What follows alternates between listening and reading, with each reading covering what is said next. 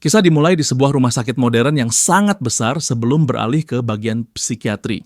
Di dalam sebuah ruangan sunyi, seorang psikiater perempuan duduk berhadapan dengan pasiennya. Ia meminta lelaki itu mengonfirmasi gejala aneh yang ia rasakan, yaitu melihat setiap makhluk hidup sebagai babi. Lelaki muda tersebut hanya mengangguk pelan. Psikiater itu terkejut, tubuhnya condong ke depan dengan nada tidak percaya ketika bertanya apakah ia sedang bercanda dan apakah benar ia memandangnya sebagai babi. Tatapan lelaki itu tetap serius, kedua matanya sedikit berkilat saat mengiyakan. Sudut pandang kemudian bergeser ke penglihatan sang pasien yang melihat psikiater perempuan itu bukan sebagai manusia, melainkan seekor babi antropomorfik berkacamata. Meski tetap menjaga wibawanya, perempuan tersebut tidak bisa menahan isi hati yang mengakui bahwa lelaki di hadapannya sangat tampan. Berusaha menguji kondisi pasien, psikiater itu mulai membuka kancing blusnya sambil mengatakan bahwa mereka perlu memeriksa respons tubuhnya.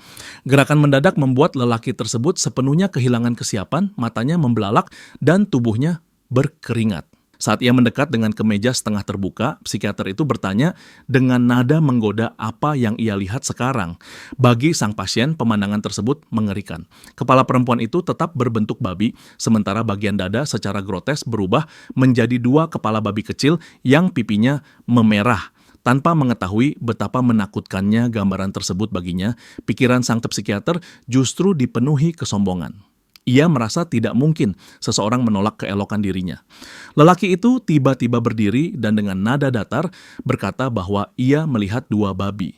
Sikap menggoda sang psikiater langsung hancur. Ia menutup kemejanya dengan cepat dan mundur ketakutan, akhirnya percaya bahwa pasiennya benar-benar mengalami delusi parah.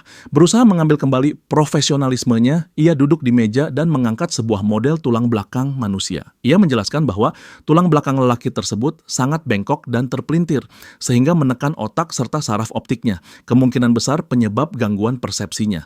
Mata lelaki itu membelalak mendengar penjelasan tersebut. Sang dokter kemudian menyampaikan bahwa satu-satunya solusi adalah operasi berisiko tinggi untuk meluruskan tulang belakangnya. Namun jika operasi gagal, ia bisa lumpuh dari leher ke bawah. Dalam hati perempuan tersebut mengeluhkan betapa sayangnya lelaki setampan itu terjebak dalam delusi mendalam. Belakangan, lelaki itu yang bernama Yachuan terlihat berada di dalam bus penuh penumpang sambil menggenggam laporan medis yang menyatakan ia menderita penyakit mental berat. Dari matanya, penumpang bus tampak sebagai babi antropomorfik. Ia merenung bahwa ia memang selalu melihat dunia seperti ini dan bertanya-tanya, apakah hal tersebut terjadi karena kedua orang tuanya bekerja sebagai jagal babi. Kondisi itu sebenarnya tidak mengganggu hidupnya. Namun hari ini berbeda. Hari ini adalah hari upacara awakening profesinya dan ia berharap penyakitnya bisa sembuh sebelum hari penting tersebut. Sesampainya di Akademi Agung Cincing, ia melihat banyak murid berkumpul di depan kristal biru raksasa yang bersinar. Kecemasannya tumbuh, khawatir kondisi mental yang ia alami akan mengganggu proses awakening dan merusak masa depannya. Tiba-tiba sebuah suara perempuan memanggil dan seorang gadis berambut biru muda menghampiri. Gadis itu terlihat lega melihat kedatangannya dan menggoda sambil mengepalkan tangan bahwa ia bisa saja memukulnya karena datang terlambat. Dalam pandangan Yachuan, gadis imut tersebut tampak seperti babi antropomorfik berwarna kebiruan yang mengayunkan kepalan tangan untuk menakut-nakuti. Tanpa mengetahui bagaimana ia dipersepsikan, gadis itu menjadi semakin kesal, mengguncang tubuhnya sambil menuntut penjelasan apakah ia mendengarkan. Percakapan mereka menarik perhatian seorang murid lewat yang mengenali gadis itu sebagai Ling Xuan dan menggoda bahwa ia terlihat sangat mesra dengan Yachuan. Kawannya menambahkan bahwa mereka adalah teman masa kecil dan mungkin akan menikah di masa depan. Malu, Ling Xuan membentak agar mereka mengurus urusan sendiri sebelum menoleh kembali dan menyuruhnya mengabaikan gosip. Dalam pandangan Yachuan, babi kebiruan itu memberikan saran yang sama dan ia mengangguk tenang. Tiba-tiba suara berat menggema di halaman. Seorang pria tua berdiri di depan kristal menyala, mengumumkan bahwa upacara awakening segera dimulai dan memerintahkan para murid untuk berbaris. Ia menjelaskan bahwa hasil awakening ditentukan oleh atribut inti mereka, yaitu kekuatan, kelincahan, dan spirit yang telah mereka latih selama bertahun-tahun di akademi. Semakin tinggi atribut, semakin besar peluang mendapatkan profesi tingkat lanjut. Pria tua itu menegaskan beratnya momen tersebut karena profesi yang terbangkit akan menentukan masa depan mereka. Ia mengatakan bahwa memperoleh profesi tempur tingkat lanjut adalah pencapaian luar biasa yang membawa kehormatan bagi diri sendiri dan akademi. Ia kemudian mempersilakan murid pertama meletakkan tangan di atas platform. Murid-murid melangkah maju satu persatu. Seorang lelaki berotot mendapatkan awakening sebagai intermediate metawicker dan ketika Ye Chuan melangkah maju. Kepala sekolah mengamatinya dengan saksama. Meskipun pemuda itu tampak aneh, stats miliknya sangat tinggi, total atribut gabungan mencapai 10 kali lipat rata-rata. Berharap keajaiban, kepala sekolah memperhatikan saat Ye Chuan meletakkan kedua telapak tangan di atas platform. Seketika kristal meledak dalam gelombang petir yang kataklismik jauh lebih dahsyat daripada sebelumnya. Kekuatan itu membuat kepala sekolah terpental dan kerumunan terhuyung. Kepala sekolah terkejut menyadari apa yang terjadi. Jika energi menyilaukan itu adalah cahaya keemasan, maka hanya ada satu kemungkinan, yaitu Divine Tear. Lifetime Profession Divine Peak Butcher. Kepala sekolah terdiam ngeri, tak sanggup berkata-kata, bagaimana mungkin sebuah Divine Tear Awakening menghasilkan sesuatu yang biasa-biasa saja. Kejutan para siswa berubah menjadi olok-olok. Kerumunan meledak dalam tawa, sebagian mempertanyakan apakah kristal mengalami kerusakan yang lain, memperdebatkan apakah ia sangat beruntung atau justru terkutuk. Kepala sekolah mendidih oleh amarah dan kekecewaan. Setelah menunggu bertahun-tahun, ia akhirnya menyaksikan sebuah Divine Tear Awakening legendaris, tetapi ternyata profesi yang dianggap paling tidak berguna. Seandainya yang muncul adalah Divine Blacksmith atau Healer, akademi bisa berbangga diri selama puluhan tahun, semakin tinggi harapannya, semakin menghancurkan kekecewaannya. Menoleh ke arah Ye Chuan yang tersisih, kepala sekolah hanya mampu menghela napas panjang ketika pemuda itu hendak berjalan pergi. Saat melangkah, Ye Chuan melihat sesuatu yang tak terduga. Sebuah layar holografik biru yang hanya terlihat olehnya. Layar itu menampilkan status lengkap, termasuk profession, talent, dan skill baru talent, yang tertera adalah Swine Nemesis, dengan bonus damage terhadap babi sebesar 50% yang meningkat setiap kill. Pengurangan damage dari babi sebesar 50%, serta Blade of Gods Slaying skill pertamanya, Blood Shadow Butcher, yang memaksa babi masuk ke kondisi fear. Tatapan terkunci pada Swine Nemesis. Saat memproses bonus 50% tersebut, senyum tipis merayap di wajahnya. Sebuah kesadaran kuat menyergap. Mungkin dianggap gila, bukan perkara buruk. Seluruh akademi, kepala sekolah yang murung, para siswa yang mengejek, tak lagi tampak sebagai manusia di mata pemuda itu, semuanya adalah babi. Ketika ia melangkah meninggalkan kristal, kepala sekolah masih tertegun. Di sekeliling, teman-teman sekelas mulai mengejek terang-terangan. Liu Jinglong dan sahabatnya tertawa kejam. Suara mereka penuh cemooh. Sahabatnya menyeringai, mengatakan bahwa ia mengira seekor naga sejati akan lahir, melainkan Peak Butcher. Dengan pujian berlebihan, ia mengatakan Liu Jinglong sebagai satu-satunya naga sejati di akademi. Di tengah ejekan, Ling Xuan melangkah maju, kehadirannya kontras dengan keramaian yang mencibir. Ia menepuk lembut kepala Ye Chuan, berusaha menenangkan suasana yang mengusik perasaannya. Untuk menguatkan hati, ia menyebut bahwa sebagai Divine Tear Peak Butcher, Ye Chuan tengah menghormati warisan sang ayah. Ketika Ling Xuan berbicara, banyak siswa menatap dengan sorot iri. Dua anak laki-laki bahkan menitikan air mata, iri akan perlakuan Ling Xuan terhadap MC. Sambil bersemu merah, Ling Xuan menambahkan bahwa ayahnya dan ayah Ye Chuan pasti sangat bahagia mendengar kabar tersebut.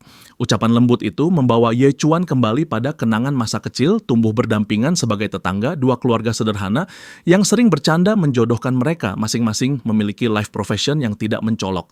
Percakapan terhenti ketika kepala sekolah akhirnya pulih dari keterkejutan dan memanggil nama berikutnya, Ling Xuan. Kini gilirannya. Gugup tetapi bersemangat, ia menoleh sekilas pada Ye Chuan.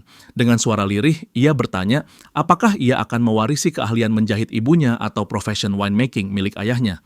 Setelah itu, dengan ketulusan mendalam, ia berjanji bahwa apapun awakening yang ia terima, ia tetap akan berada di sisi Ye Chuan. Ye Chuan hanya diam menerima janji tersebut dengan campuran bingung dan tersentuh. Menarik napas panjang, Ling Xuan mendekati Crystal Awakening lalu menempelkan telapak tangannya. Ketika jemarinya menyentuh permukaan, seberkas pilar cahaya biru beres menembus langit, jauh lebih intens dibandingkan Awakening sebelumnya manapun. Kepala sekolah kembali terperangah, wajahnya diliputi keterkejutan. Legendary Profession, serunya dalam batin. Kristal menyingkap takdir yang tersembunyi. Combat Type Profession Legendary Tear Snow Soul Sword Immortal. Kepala sekolah hampir tidak mampu mencerna kejadian tersebut. Sebuah Combat Profession Legendary legendaris, terlebih lahir dari keluarga biasa dengan life profession sederhana, hampir mustahil terjadi. Dalam benaknya, ini pasti hasil mutasi yang sangat langka. Ketika aura biru mereda, Ling Xuan seakan berubah seketika. Wibawa dan keyakinan baru memancar dari raut wajahnya. Melihat transformasi tersebut, kepala sekolah mendekat dengan rasa hormat mendalam. Ia berjanji bahwa Akademi Qingqing akan mendukung sepenuhnya masa depan sang murid berbakat. Dengan senyum anggun, Ling Xuan menyampaikan terima kasih lalu turun dari platform.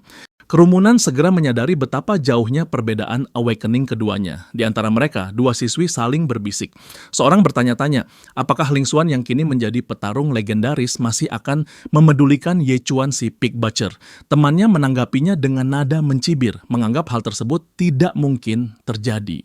Menurutnya, Ling Xuan sedang melangkah menuju kejayaan, sedangkan Ye Chuan tetap berjalan di tempat. Dalam pandangannya, pecundang seharusnya tahu diri. Saat Ling Xuan mendekat, Ye Chuan mengucapkan selamat dengan tenang. Namun respon sang gadis telah berubah. Ia memanggil namanya dengan nada sedingin es, tangan terlipat. Ia mengakui mungkin ada kesalahpahaman di antara mereka, tetapi ia menegaskan ingin meluruskan keadaan. Dengan ketegasan yang dingin, ia menyatakan bahwa mereka tidak lagi berasal dari dunia yang sama. Orang-orang di sekitar tertegun. Tidak jauh dari sana, Liu Jinglong dan rekannya menyaksikan dengan senyum puas, menikmati rasa malu yang menimpa. Yang mengejutkan banyak orang, keterkejutan Ye Chuan perlahan berubah menjadi persetujuan ringan, seolah ia menerima tanpa keberatan. Mengira ia sedang berusaha terlihat kuat, Ling Xuan melanjutkan dengan nada merendahkan bahwa ia memahami betapa berat situasinya dan ia tidak perlu bersikap pura-pura. Kemudian dengan ketenangan yang menusuk, ia menambahkan bahwa seorang tukang jagal babi tidak akan pernah melakukan sesuatu yang berarti. Wajah Ye Chuan menggelap mendengarnya. Sudut pandang bergeser ke mata Ye Chuan, di mana Ling Xuan yang dulu tampak anggun kini terlihat seperti gadis berwajah babi yang congkak. Ketika Ling Xuan menegaskan bahwa mereka harus saling menjauh mulai sekarang, Ye Chuan hanya tersenyum lega. Dalam hati ia bersorak karena akhirnya bebas dari kepala babi yang selama ini mengganggunya. Tanpa menambahkan kalimat lain, ia berbalik dan berkata santai bahwa ia akan pergi. Ling Xuan membeku, tidak memahami perubahan sikapnya. Melihat kebingungan Ling Xuan, Liu Jinglong mendekat dengan senyum mengejek, menawarkan diri untuk memberikan pelajaran pada Ye Chuan dan memaksanya menerima kenyataan. Ling Xuan tidak menjawab, hanya menunjukkan raut gelisah. Namun Liu Jinglong justru menganggapnya sebagai persetujuan. Ekspresinya berubah lebih bengis sebelum ia berteriak memanggil Ye Chuan yang menjauh. Ye Chuan terus berjalan tanpa memedulikan panggilan tersebut. Tersulut kemarahan, Liu Jinglong melompat maju dan mencengkeram lengannya sambil bertanya, apakah Ye Chuan tuli? Barulah Ye Chuan berhenti. Ia menoleh perlahan, satu matanya memancarkan cahaya merah berbahaya sambil bertanya, dengan tenang apa yang diinginkan? Dalam sekejap, aura gelap yang menyesakan meledak dari tubuhnya dan menelan Liu Jinglong dalam bayangan pekat. Sosok angkuh itu membeku, tubuhnya dikunci rasa takut, Liu Jinglong tenggelam dalam ilusi mengerikan, berubah menjadi babi ketakutan yang diikat di atas balok jagal. Di atasnya berdiri Ye Chuan dengan mata menyala dan sebilah pisau tajam terangkat tinggi. Ilusi itu terpecah dan di dunia nyata, Liu Jinglong jatuh tersungkur sambil bermandikan keringat, wajahnya sepucat tulang. Kerumunan tertawa melihat Jinglong ketakutan temannya berlari mendekat dan menuntut penjelasan. Namun Liu Jinglong hanya terengah panik. Dipenuhi rasa malu dan amarah, ia bangkit dan meluncurkan pukulan penuh tenaga ke arah wajah Ye Chuan. Namun gerakan Ye Chuan melampaui batas manusia biasa. Tinju mereka bertemu, tangan Ye Chuan diselimuti aura merah gelap. Benturan itu terdengar keras, Liu Jinglong terpental sambil menjerit. Kerumunan membeku. Ling Xuan, teman Liu Jinglong dan para pengamat terpaku. Sambil memegangi tangannya yang kesakitan, Liu Jinglong berteriak tidak percaya dan bertanya bagaimana seorang tukang jagal babi bisa mengalahkannya. Ye Chuan berdiri tenang dengan aura merah gelap yang mengalir di sekelilingnya. Dengan nada acuh, ia berkata bahwa seorang tukang jagal babi wajar memiliki tangan kuat, seakan memperlihatkan sedikit kekuatan tersembunyi dari profesinya. Keributan langsung pecah. Teman-teman Liu Jinglong menunjuk tangan yang remuk dengan wajah terkejut. Dikuasai sakit dan amarah, Liu Jinglong bersumpah akan membunuh Ye Chuan. Ia menyalurkan energi, lalu memanggil energy sword bernama Void Long ke tangan yang masih utuh. Di tengah kerumunan, dua gadis yang sedang bergosip berbisik bahwa pertarungan sudah berakhir. Yang satu mengatakan bahwa Liu Jinglong kini serius dan Ye Chuan pasti mati. Yang satu lagi bertanya, mengapa seorang tukang jagal berani menantang combat class dan menyesali bahwa ia tidak meminta maaf sedari awal. Semua orang tahu energy sword Liu Jinglong dapat membelah baja.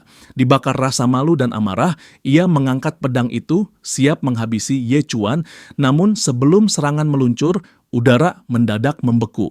Salju turun perlahan dan es merambat sepanjang energy sword di tangannya. Frost menyelimuti tubuh Liu Jinglong, menciptakan lapisan dingin yang menahan seluruh geraknya. Dengan usaha besar, ia memalingkan kepala dan menatap tajam ke arah Ling Xuan. Bertanya, mengapa ia masih membantu Ye Chuan? Ling Xuan berdiri dengan tangan terlipat, aura dingin memancar darinya. Suara datarnya memerintahkan mereka berhenti. Ia menegaskan tidak tertarik menyaksikan pertarungan yang melibatkan dirinya. Terpaku pada Ye Chuan ketika ia menyatakan bahwa ia seharusnya memahami kenyataan. Mereka tidak lagi berada di dunia yang sama. Ia mengatakan bahwa ini adalah terakhir kalinya ia membantu, menjadi perpisahan terakhir bagi masa lalu mereka. Ye Chuan hanya berdiri dengan ekspresi bosan sambil membersihkan telinganya, seolah kata-kata Ling Xuan tidak berpengaruh. Ling Xuan memperingatkan bahwa Ye Chuan harus meninggalkan Qingqing, sebab jika Liu Jinglong balas dendam, ia tidak akan turun tangan. Ye Chuan menjawab dengan menguap panjang lalu berkata bahwa jika tidak ada urusan lain, ia akan pergi. Dua gadis yang mengamati saling berpandangan, bingung apakah Ye Chuan memang setenang itu. Yang lain bertanya, bagaimana ia bisa begitu santai di tengah situasi seperti ini. Adegan berpindah ke Ye Chuan yang berjalan sendirian di jalan kota. Langkahnya terhenti ketika seorang wanita dengan anjing besar yang agresif menghadang jalan. Hewan itu menggonggong keras, menutup jalur. Persepsinya terpelintir, membuat wanita itu tampak seperti campuran manusia dan babi raksasa, sementara anjingnya berubah menjadi babi hutan yang buas. Kembali ke dunia nyata, anjing tersebut menerkam dan menggigit bagian bawah celananya. Dengan tenang, Ye Chuan meminta pemiliknya menarik babinya menjauh, lalu segera memperbaiki ucapannya menjadi anjing, sebab hewan tersebut menghalangi langkahnya. Kesalahan dalam pengucapan membuat perempuan tersebut murka. Dalam persepsi mereka yang saling terdistorsi, perempuan berwajah babi itu menyorongkan moncongnya ke wajah Ye Chuan sambil berteriak, menuntut apakah ia merasa memiliki jalanan dan menuduhnya tidak punya sopan santun. Namun alih-alih marah, ketenangan aneh justru menyelimuti Ye Chuan. Ia menarik napas panjang, menyadari momen ini adalah kesempatan sempurna untuk menguji kemampuan barunya. Tanpa ragu, Ye Chuan mengayunkan kakinya dalam sebuah tendangan kuat. Telapak-telapak kakinya memancarkan cahaya biru samar. Hentakan tersebut mengenai anjing itu dengan presisi mematikan, membuatnya mati seketika. Perempuan itu jatuh berlutut, meraung sambil memanggil anjingnya sebagai putranya. Sementara itu, sebuah notifikasi sistem berwarna biru muncul dalam pandangan Ye Chuan. Extra damage meningkat sebesar 1%. Mata Ye Chuan membesar, penuh kepuasan teorinya benar. Kemampuan Swan Nemesis miliknya berfungsi pada makhluk apapun selama ia memandangnya sebagai babi. Perempuan tersebut yang kini dipenuhi amarah menerjangnya sambil menjerit bahwa ia pembunuh. Ia bersumpah akan bertarung dengannya sampai mati. Namun Ye Chuan tetap tenang. Ia menyatakan dengan datar bahwa dirinya adalah seorang psikopat dan untuk membuktikannya ia memperlihatkan diagnosis medis bertuliskan psycho. Dengan tatapan sedingin batu, ia bertanya apakah masih ada yang mau dibicarakan, karena jika tidak, ia akan pergi. Ketakutan segera menggantikan amarah perempuan itu. Menyadari dirinya berhadapan dengan psikopat sungguhan. Seseorang yang bisa membunuhnya semudah ia membunuh anjingnya. Perempuan tersebut memaksa tersenyum kaku. Tidak ada apa-apa. Ia gagap lalu menyingkir. Semoga harimu menyenangkan. Cerita kemudian beralih ke rumah Ye Chuan, tempat orang tuanya menyambutnya dengan hangat. Ayahnya yang berotot, Yiki, tertawa lebar, menanyakan apakah ia benar-benar menjadi pig butcher. Ibunya berdiri di samping, tersenyum lembut. Ye Chuan mengangguk. Yiki tertawa puas sambil merangkul putranya. Dasar anak bandel, kamu benar-benar mirip ayah. Jadi tukang jagal babi yang jujur itu jauh lebih tenang. Lebih baik begitu daripada terus hidup dengan pertarungan dan darah. Besok ayah ajak kamu ke rumah jagal supaya mulai terbiasa. Malam itu, saat Ye Chuan tidur pulas dengan wansi bertema babi, sosok misterius muncul di luar rumah penyusup itu, menutupi wajahnya dengan kain dan bergerak perlahan mendekat. Tanpa membuka mata, ayahnya berkata dengan tenang bahwa seharusnya pria tersebut paham, putranya hanyalah seorang pig butcher. Ia memintanya untuk tidak datang lagi dan berhenti mengganggu kehidupan keluarga mereka. Pria misterius itu menanggapi dengan nada tidak percaya. Bagaimana mungkin putra dari Ghostcry hanya seorang pig butcher biasa? Ia kemudian bertanya kepada Yiki apakah benar Ye Chuan adalah anak kandungnya. Mendengar perkataan tersebut, emosi Yiki seketika memuncak. Ia menegaskan bahwa dirinya sudah memberikan peringatan sebelumnya. Sosok berbalut perban terkekeh pelan. Tidak perlu marah jika anakmu hanya seorang butcher. Organisasi tidak memiliki minat pada dirinya. Setelah berkata demikian, sosok itu menghilang ke malam yang pekat. Keesokan paginya, Yiki membawa putranya menuju rumah jagal keluarga.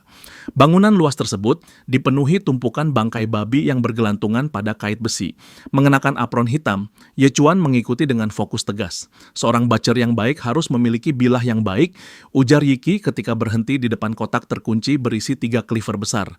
Ye Chuan mengarahkan tangan ke cleaver bagian tengah. Begitu jari menggenggam gagang, notifikasi biru muncul di hadapannya, Pig Slaying Knife Selected, Gut Slaying Edge Talent Activated, bonus plus 0,1 attribute points per pig killed.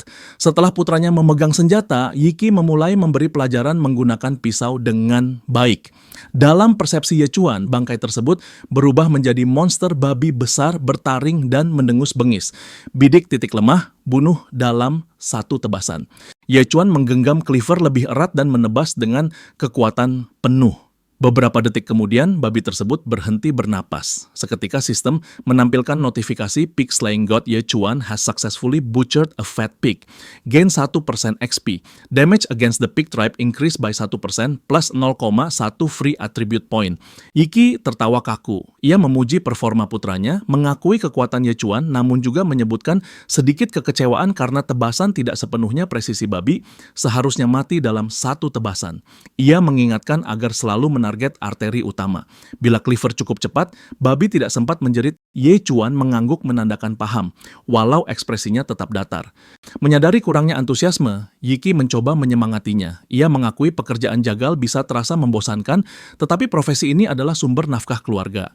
Sebelum Yiki melanjutkan penjelasan, Ye Chuan memberi isyarat dengan menunjuk kawanan babi lainnya, meminta izin untuk menyelesaikan semuanya.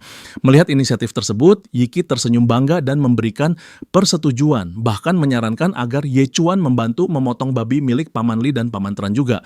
Maka dimulai perjalanan Ye Chuan sebagai butcher rumah jagal. Ia mengulang proses tanpa lelah, mengasah kemampuan setiap kali menebas. Pada awalnya, ia mengandalkan skill dan beberapa kali tebasan untuk menghabisi babi, namun seiring meningkatnya kemahiran, hanya memerlukan 3 tebasan bersih. Sesekali dengan tangan dominan, 1 tebasan tajam sudah cukup membuat babi mati tanpa suara, sama seperti ayahnya lama-kelamaan, kemampuan memotong Ye Chuan meningkat drastis. Ia tidak lagi memerlukan skill dan jumlah tebasan semakin sedikit. Setiap kali bertambah jumlah korban tebasan, sistem memberikan hadiah Pig Slaying God Ye Chuan has successfully butchered a fat pig. Gain 1% XP. Damage against the pig tribe increased by 1% plus 0,1 free attribute point. Sampai akhir hari, ia menebas 49 ekor. Damage bonus terhadap pig tribe mencapai 100% dan 3 atribut dasar meningkat dari 10 menjadi 14,9. Jika bukan karena lengannya sangat lelah dan bergetar, Ye Chuan masih ingin melanjutkan. Para pekerja lain menatap heran, tak menyangka ia menguasai keahlian tersebut. Dalam waktu singkat, ia meragukan apakah ia benar anak biologis Yiki. Mereka membutuhkan 1 minggu untuk mencapai hasil yang dilakukan Ye Chuan hanya dalam 1 hari. Yiki penuh kebanggaan, menepis rasa terkejut pria itu. Jangan terlalu heran, putraku adalah a divine pig butcher. Jika profesi Ye Chuan tidak dibatasi hanya pada penyembelihan babi, Yiki benar-benar percaya putranya dapat menjadi butcher paling mengerikan hingga dunia gemetar mendengar namanya. Sementara itu, Ye Chuan menatap cleaver di tangannya dalam-dalam. Ada perasaan aneh tumbuh di dalam diri. Ia tidak mengerti penyebabnya, namun membunuh babi terasa sangat menenangkan sekaligus memuaskan. Seolah dia bisa terus melakukannya tanpa bosan sedikit pun. Hari berikutnya, Ye Chuan menyiapkan tasnya lalu meninggalkan rumah. Dunia dipenuhi berbagai ras dan makhluk buas, manusia tidak lagi terbagi berdasarkan negara. Seluruh umat manusia bersatu dalam Human Federation yang terbagi menjadi 9 Special Zone Cicing. Kota tempat Ye Chuan tinggal berada di perbatasan Special Zone 5. Meninggalkan wilayah manusia berarti menghadapi ras berbahaya yang menjadikan manusia sebagai santapan. Namun, bagi mereka yang memiliki profesi tempur, dunia luar adalah tempat terbaik untuk berlatih dan berkembang. Berdiam di dalam kota selamanya tidak akan menciptakan seseorang yang mampu mencapai tingkat puncak. Sebelum keluar dari kota, Ye Chuan menyelesaikan proses registrasi sederhana di gerbang. Penjaga mengingatkan bahwa sebagai life skill professional, ia hanya diizinkan beroperasi dalam radius 1 km dari kota. Ye Chuan mengangguk patuh lalu melangkah keluar. Liar, tandus, dan dipenuhi rerumputan tinggi yang tak terurus. Saat memasuki semak rendah yang rapat, kewaspadaannya meningkat. Ia merasa ada sesuatu yang mengawasi. Bayangan hitam melompat dari balik semak sosok humanoid berwarna hijau, tinggi sekitar 1 meter, membawa pisau kecil. Goblin tersebut menjerit sambil menyerang. Mengenali makhluk tersebut dengan cepat, Ye Chuan segera mengaktifkan skill Blood Shadow of the Butcher. Letupan niat membunuh meledak membuat Goblin membeku ketakutan selama 1 detik penuh. Memanfaatkan momen, Ye Chuan menerjang ke depan dan menebaskan pisaunya Goblin itu bahkan tak sempat bereaksi sebelum terbelah bersih berkat 100% bonus damage dari Pig Tribe Nemesis. Membunuh Goblin terasa sangat mudah. Sebuah notifikasi sistem muncul, Butcher Ye Chuan has slain a special pig using a butcher knife. Gain 5% experience. Pig Tribe Nemesis bonus increase by 1% plus 0,1 free attribute point. Ye Chuan menyadari bahwa semakin kuat makhluk mirip babi yang ia bunuh, semakin besar hadiah yang didapat. Menyembelih babi biasa hanya memberinya 1% experience, sedangkan Goblin ini memberinya 5%. Waktu yang dibutuhkan hampir sama, tetapi hasilnya jauh lebih besar. Ia teringat peringatan gurunya. Goblin licik, agresif, dan sangat kompak. Bila satu muncul di depanmu, itu hanyalah pengalih. Yang lain akan menyerang dari belakang benar saja. Sekelompok goblin merayap keluar dari persembunyian, mata mereka menyala marah. Namun di mata Ye Chuan, yang terlihat hanyalah karung-karung XP raksasa. Dengan seringai garang, ia menantang mereka untuk datang, menyebut mereka babi kecil yang jelek. Para goblin menyerbu serentak. Ye Chuan tidak gentar, ia menggenggam Butcher Knife erat-erat dan menerjang ke tengah kelompok, melepaskan pembantaian tanpa ampun. Di dunia ini, goblin berada di dasar rantai makanan. Andai bukan karena kemampuan berkembang biak yang sangat cepat, spesies mereka sudah lama punah. Dengan satu ayunan cepat, goblin terdekat ambruk tanpa sempat mengeluarkan suara, tak bernyawa bahkan sebelum menyentuh tanah, akhirnya hanya tersisa 1 goblin. Makhluk itu gemetar hebat, matanya membesar ketakutan, melihat kawan-kawannya roboh satu persatu. Saat tatapan dingin Ye Chuan terkunci padanya, goblin itu berbalik melarikan diri. Ye Chuan tidak langsung mengejar. Ia mengikutinya dari jarak aman, karena goblin tidak pernah sendirian. Di mana ada satu, di situ ada sarang. Benar saja, para goblin menyelinap ke sebuah gua pegunungan yang gelap. Tanpa ragu, Ye Chuan melangkah masuk, bibirnya melengkung membentuk senyum dingin yang nyaris gila, senyum seorang predator sejati. Jeritan kesakitan meledak dari kedalaman gua. 1 jam kemudian, tak ada 1 goblin pun yang tersisa. Tanah dipenuhi mayat, sebagian besar goblin tewas akibat sayatan mematikan di tenggorokan. Selesai bertarung, Ye Chuan menilai hasilnya. Dalam waktu 1 jam saja, ia telah menyembelih 73 goblin. Risikonya terbayar. Stat saat ini adalah Strength 251, Agility 25, Spirit 25, Pig Tribe Nemesis bonus plus 120%. Di ujung terdalam, ia menemukan tempat berkembang biak goblin, disegel oleh pintu kayu kasar. Dengan 1 tendangan, Ye Chuan menghancurkannya. Di dalam, ia menemukan seorang perempuan kotor namun tidak terluka. Pakaiannya masih utuh bersama beberapa anak goblin. Meski mulutnya tersumbat, matanya membesar penuh harap saat melihat Ye Chuan. Ia meronta, memohon pertolongan. Gadis berponi kuda itu gemetar, air mata mengalir saat kain kotor menyekap mulutnya. Di hadapannya, Ye Chuan berdiri tegak, mengangkat pisau tinggi, jantungnya berdegup kencang. Panik mencengkeram dadanya. Ia memejamkan mata, sebersit pikiran untuk menyelamatkannya. Meski begitu, sang gadis sulit mempercayai ucapannya. Ia bertanya, apakah benar Ye Chuan membunuh seluruh goblin dan memujinya luar biasa sambil menebak apakah ia berasal dari kelas tempur. Gadis tersebut memanggil dari belakang, menanyakan namanya tanpa menoleh. Ye Chuan menjawab dengan singkat, Ye Chuan. Setibanya di luar gua, ia menunjuk hamparan padang terbuka dan berkata bahwa bila ia bergerak lurus ke arah tersebut, maka pada akhirnya akan mencapai kota. Tanpa menunggu balasan, ia kembali melangkah pergi. Namun sang gadis justru mengikutinya. Ye Chuan berhenti mendadak. Dengan gerakan cepat, ia mengangkat pisau hingga berada di dekat wajah perempuan tersebut. Dengan tatapan penuh kewaspadaan, ia bertanya alasan mengikuti dirinya dan memperingatkan agar jangan memberi alasan bahwa ia adalah mata-mata goblin. Panik, gadis itu menggeleng cepat. Ia berkata, tidak berani kembali seorang diri. Ye Chuan menatapnya sejenak sebelum bertanya nama serta tujuan. Ia memperkenalkan diri sebagai Xia Nannan. Dalam beberapa hari ke depan, ibunya berulang tahun dan ia pergi mencari Blood Moon Flower sebagai hadiah. Namun malang, ia tertangkap sebelum sempat pulang. Tatapannya kemudian mengarah pada pisau milik Ye Chuan. Ia menawarkan kesepakatan. Jika Ye Chuan membantunya mendapatkan Blood Moon Flower, ia akan mengantarnya bertemu pandai besi terbaik di Qinqing untuk membuatkan pisau baru. Ye Chuan bertanya, apakah ia benar-benar mengenal pandai besi terbaik di Qinqing? Nada suaranya berubah dingin. Ia memerintahkannya kembali dan berhenti mengikutinya atau ia akan menebasnya. Di dalam hati, Nannan terkejut. Ia tidak menyangka seseorang berani bersikap sedingin itu kepada dirinya. Seorang perempuan yang merasa memiliki kecantikan. Ia bertanya pada diri sendiri, apakah ada yang salah dengan laki-laki tersebut? Meskipun diberi peringatan, ia tetap mengikuti dari belakang sambil bertanya, apakah Ye Chuan tahu siapa dirinya? Ia menyebut bahwa ayahnya adalah Xia Beihai. Pikiran Ye Chuan terhenti sejenak mendengar nama Xia, pemimpin salah satu 4 keluarga bangsawan besar di Qinqing, seorang 9th rank master class transferee yang hanya selangkah menuju Grandmaster. Jika benar, maka mendapatkan 10 pisau pick butcher berkualitas tinggi bukan masalah besar bagi keluarga tersebut. Tanpa ragu, Nannan memperlihatkan sebuah token keluarga dengan lambang Sea Clan terukir di permukaannya. Ia menjelaskan bahwa token tersebut merupakan perlindungan dari ayahnya. Dengan token itu, bahkan Climbing Pond Realm Transferee sekalipun tidak dapat melukainya. Ia tertangkap karena lengah, bukan kalah dalam pertarungan, sebab mereka tak mampu menyakitinya secara langsung.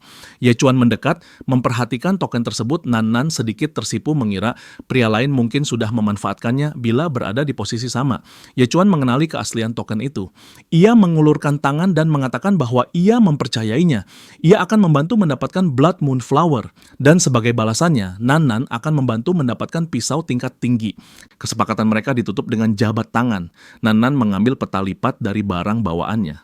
Ia menjelaskan bahwa peta tersebut dibeli dari seseorang dan menunjukkan lokasi Blood Moon Flower, namun ia memperingatkan bahwa di mana bunga tersebut tumbuh, Blood Moon Python pasti berada tidak jauh. Makhluk itu sangat berbahaya.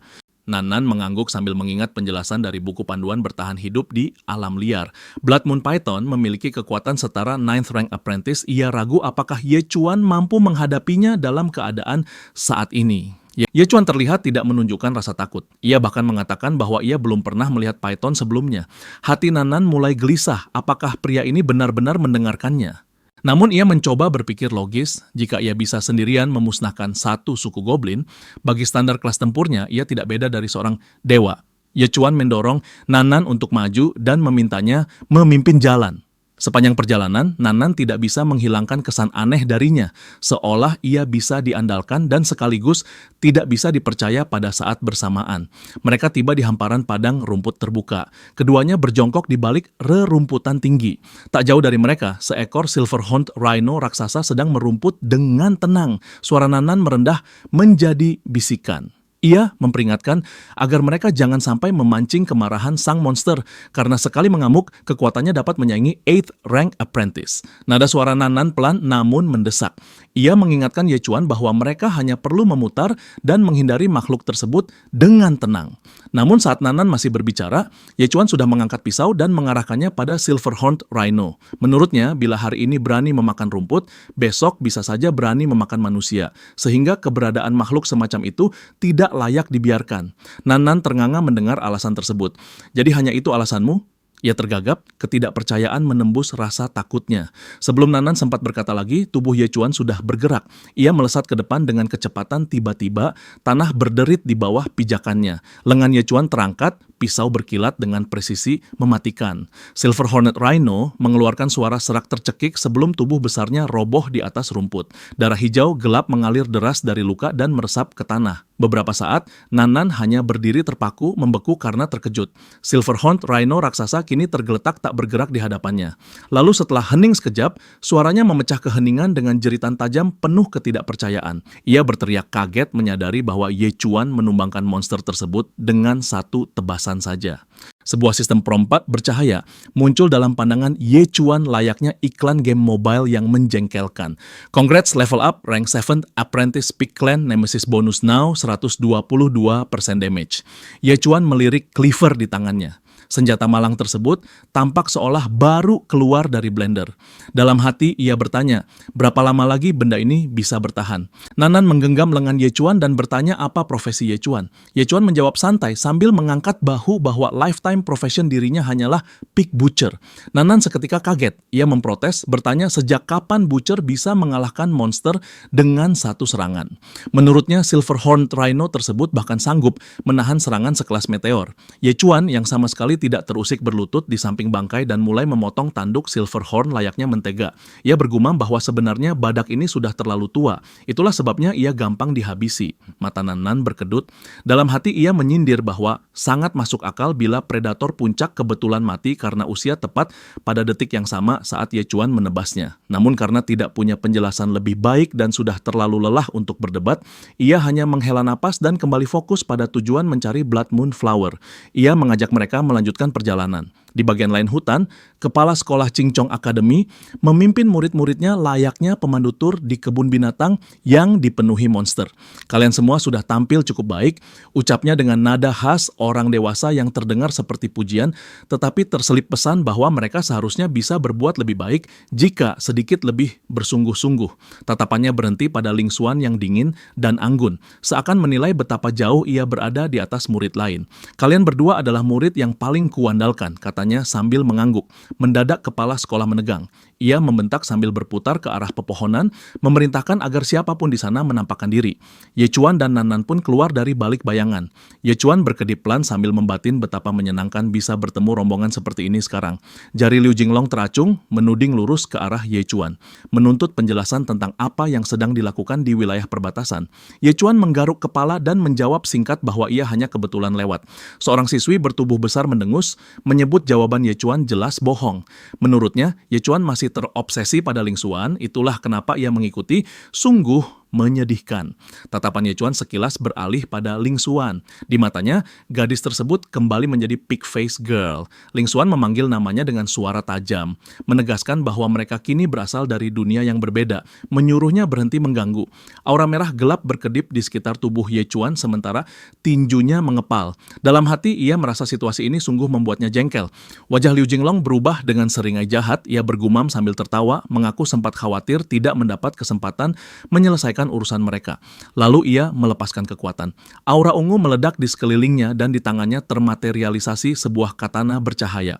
Seorang pengikut Liu Jinglong terperangah kagum, berteriak bahwa senjata tersebut adalah Yellow Rank Low Grade Spirit Weapon.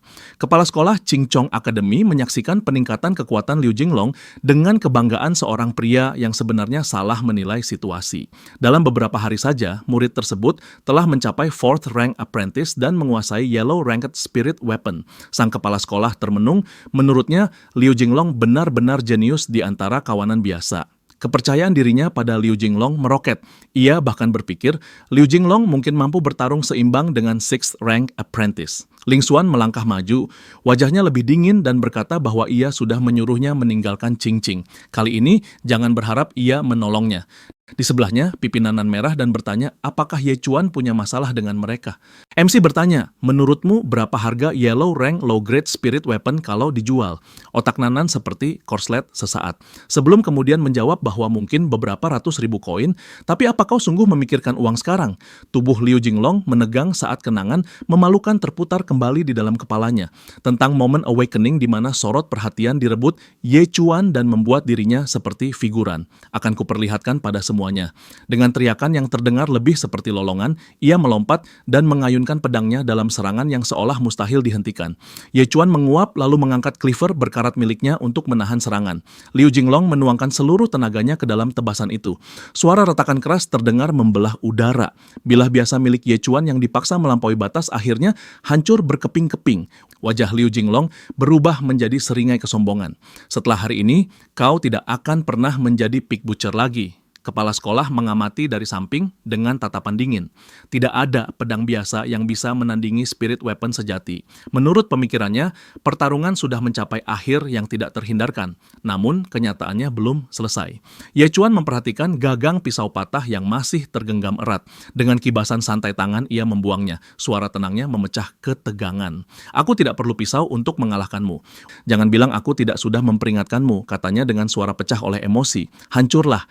Dengan teriakan terakhir penuh keputusasaan, ia mengayunkan pedang bercahaya itu sekuat tenaga. Mata Ye Chuan berkilat. Dengan gerakan yang terlalu cepat untuk diikuti, ia bergeser menghindari tebasan mematikan dari spirit weapon tersebut. Tangan kanannya meluncur seperti piston dan menghantam tepat di perut Liu Jinglong. Tubuh Liu Jinglong melipat mengikuti pukulan lalu terpental ke belakang. Ia melayang di udara dengan lengan serta kaki terayun tidak beraturan, lalu menghantam tanah dalam posisi memalukan. Jinglong pekik temannya sambil berlari menghampiri. Liu Jinglong meringis, seluruh tubuhnya bergetar menahan rasa sakit. Di sela gigi yang terkatup rapat, ia berbisik bahwa dirinya baik-baik saja.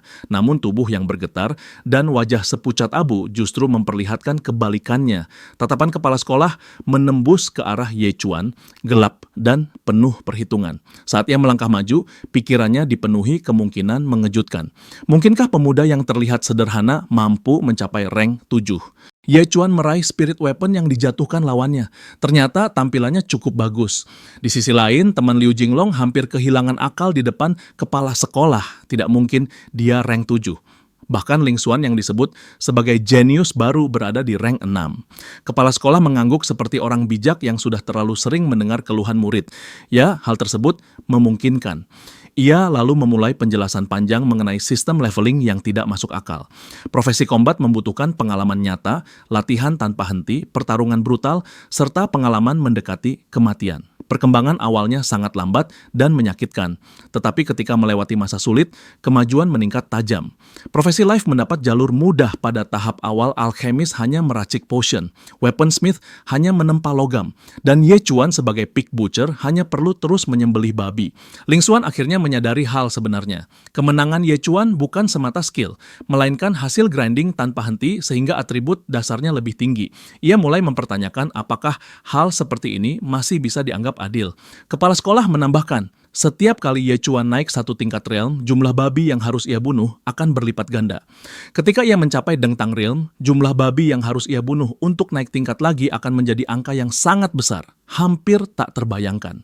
Namun, setelah seseorang dengan profesi tipe tempur menguasai teknik bertarung pada tahap awal, kemajuan mereka di tahap-tahap selanjutnya akan menjadi semakin cepat. Dengan kata lain, ya Chuan saat ini mengandalkan realmnya yang tinggi untuk mengalahkan Jinglong, tetapi dalam beberapa tahun, ia akan sepenuhnya dikalahkan oleh para profesional bertipe tempur. Setelah mendengar jalur karirnya digambarkan dan dianggap tidak berharga, Ye Chuan tetap tenang. Ia berbalik sambil melambaikan tangan. Kalau sudah selesai, aku harus kembali menyembelih babi nanti. Namun sebelum ia sempat pergi, Ling Xuan melangkah maju dengan tatapan yang memadukan rasa kasihan dan penghinaan. Untuk apa kau melakukan semua ini? Semua usaha yang kau lakukan hanya untuk memamerkan dirimu di depanku. Ia kemudian mengumumkan bahwa dirinya telah diterima di Tian Academy yang sangat bergengsi. Menurutnya, mereka kini berasal dari dunia berbeda. Ye Chuan hanya menatap datar tanpa emosi. Kesabaran Nan Nan akhirnya hancur. Ia berdiri di antara Ye Chuan dan para penuduh layaknya tameng penuh kemarahan. Ye Chuan sedang membantuku mencari Blood Moon Flower. Bertemu kalian hanyalah nasib buruk yang luar biasa. Ia meletakkan kedua tangan di pinggang dan tatapannya menyapu seluruh rombongan murid akademi. Jadi drama khayalan macam apa yang kalian bayangkan di kepala masing-masing? Siswi bertubuh besar mencibir, ia menyebut bahwa rupanya ada yang masih memedulikan sampah yang ditinggalkan Ling Xuan. Teman Liu Jinglong mengiyakan. Ia berkata bahwa Ye Chuan memang tidak punya skill lain, tetapi ia hebat dalam hal mencari perempuan. Ia menatap bergantian lalu berkomentar bahwa Ye Chuan menemukan pasangan baru dengan sangat cepat. Bagaikan pelacur dan anjing, pasangan yang cocok. Kesabaran Nan Nan benar-benar lenyap. Ia melepaskan satu pukulan keras yang memicu gelombang energi. Ledakan tersebut mengenai bukan hanya dua orang yang berbicara seenaknya, melainkan seluruh murid akademi termasuk Ling Xuan dan kepala sekolah yang terlihat kebingungan. Kepala sekolah terhuyung mundur, bekas merah jelas muncul di pipinya.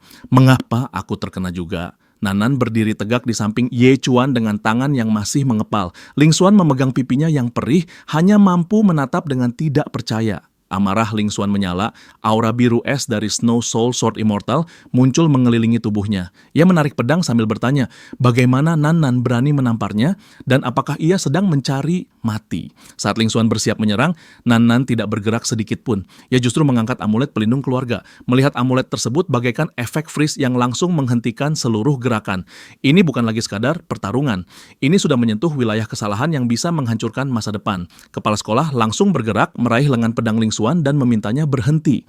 Dengan nada panik, ia menjelaskan kepada Ling Xuan dan semua orang yang hadir bahwa ia baru menyadari gadis di depan mereka adalah nona muda dari keluarga Xia Beihai yang berpengaruh.